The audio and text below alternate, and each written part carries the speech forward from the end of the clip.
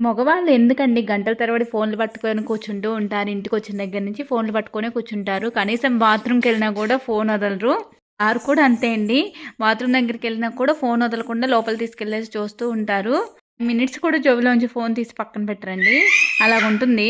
ఇలాగే ఒకరోజు ఫోన్ చూస్తూ ఉంటే ఏమైందంటే చాలా బాధేస్తుంది. ఇక్కడ మనకు ఆ స్పెషలిటీ లేదని చెప్తున్నారు. ఏంటదని అడిగితే కమ్యూనిటీలలో భార్య బాధితుల సంఘం అనేది చెప్పేసి పెడతారంటండి.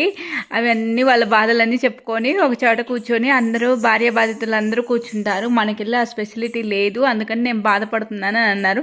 దీన్ని బట్టి మా వారు నన్ను పొగిడారో తిట్టారో కూడా అర్థం కాలేదు నాకు. భార్యలు అంతగా బాధిస్తున్నారేమో భర్తల్ని, మా వారు కూడా అలాగే ఫీల్ అయిపోతున్నారు నా చేతిలో.